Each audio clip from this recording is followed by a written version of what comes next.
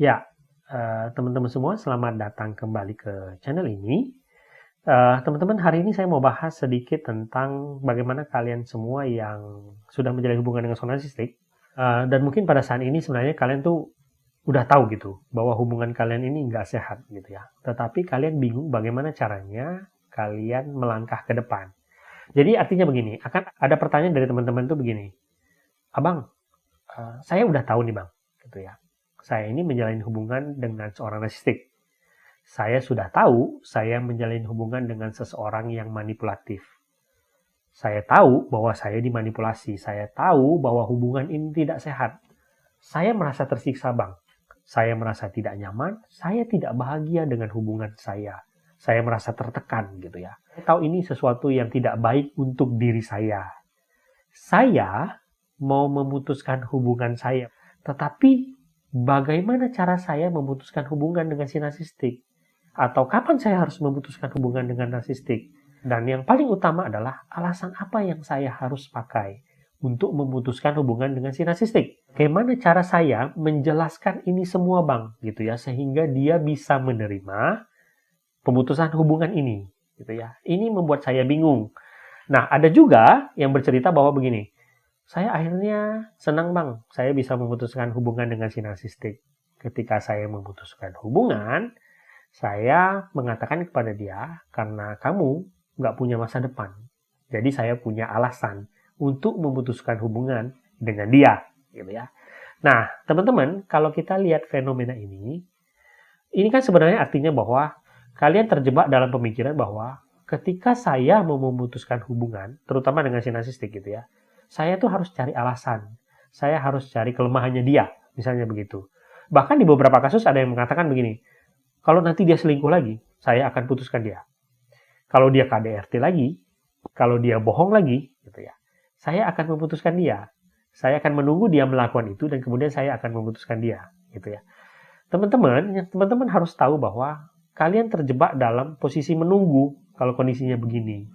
Nah, yang harus teman-teman tahu bahwa kalian tidak perlu melakukan itu, gitu loh. Kalian itu punya hak lebih daripada itu. Artinya itu begini, ketika kalian mau memutuskan hubungan dengan seorang narsistik, kita tuh nggak harus menunggu orang itu melakukan kesalahan lagi. Kita tidak perlu menunggu orang itu punya kelemahan. Kita tidak perlu mencari-cari kelemahan orang tersebut, gitu loh. Ketika kamu merasa bahwa kamu tidak bahagia dengan hubungan kamu, ketika kamu merasa kamu di-abuse atau kamu dimanipulasi di dalam hubungan kamu, gitu ya. Ketika kamu merasa tidak nyaman dengan hubungan kamu, ketika kamu merasa kamu tidak menjadi diri kamu lagi di dalam hubungan kamu berhak memutuskan hubungan kamu. Terlepas dari dia melakukan itu lagi atau tidak, terlepas dia punya kekurangan atau tidak, terlepas apakah dia punya masa depan atau tidak. Kalian tidak perlu menunggu itu. Kalian berhak memutuskan itu sekarang. Dan waktu sekarang itu adalah haknya kalian juga, gitu. Jadi jangan terjebak dalam pemikiran bahwa kalian harus punya alasan tertentu untuk memutuskan hubungan. Karena ketika kalian mengatakan bahwa saya tidak nyaman dengan hubungan saya merasa tertekan dalam hubungan saya merasa saya tidak menjalani hubungan yang sehat, itu sudah sebuah alasan, gitu. Selain itu, teman-teman, kalian harus tahu, kalian juga punya hak untuk tidak menjelaskan itu secara detail. Banyak yang berpikir bahwa ketika saya mau memutuskan hubungan, saya harus menjelaskan ini secara detail, secara berurutan apa saja, sehingga dia bisa menerima pemutusan ini, gitu. Kalian punya hak untuk tidak menjelaskan itu sebenarnya, gitu ya. Walaupun mungkin, misalnya memang hubungannya normal, gitu ya, misalnya memang hubungan yang baik, kalian memang ingin memutuskan dengan baik, misalnya, kalian sah-sah saja kalau ingin menjelaskan itu secara detail. Tetapi ketika misalnya kalian menjalani sebuah hubungan yang toksik gitu ya, yang abusive, yang manipulatif, yang kalian sendiri nggak bisa mengungkapkan, itu tidak jadi sebuah keharusan gitu loh. Kita tahu para korban narcissistic abuse itu kan sendiri tidak bisa mengungkapkan apa yang mereka rasakan.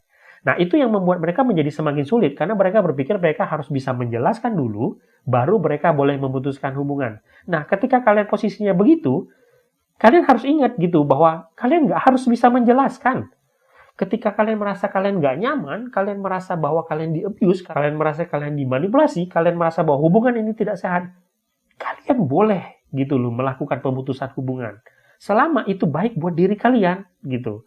Nah, ini sebenarnya juga berlaku ke banyak hal, tidak hanya hubungan percintaan, gitu ya. Ketika misalnya kalian tumbuh di keluarga disfungsional dan kalian ingin menjaga jarak misalnya, atau kalian tidak ingin berkumpul dengan keluarga disfungsionalnya kalian, misalnya ada acara apapun, kalian boleh mengatakan kalian nggak mau berkumpul dan tidak perlu menjelaskan alasan apapun. Kalian punya hak kok. Kalian tidak punya kewajiban apapun untuk menjelaskan hal itu kepada orang-orang tersebut. Dan ingat sekali lagi, sebenarnya ketika kalian mau menjelaskan itu secara detail, itu juga nggak akan berguna. Kenapa? Karena kita tahu seorang narsistik nggak akan pernah mendengarkan penjelasan itu dan tidak akan peduli dengan penjelasan itu.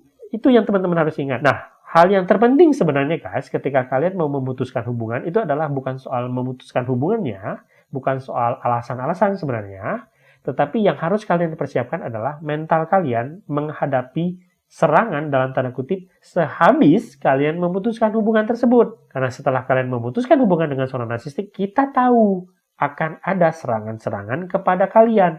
Itu yang kalian harus pikirkan lebih dalam. Karena bagaimanapun kalian menjelaskan, keadaannya akan tetap sama. Serangan itu pasti tetap akan datang.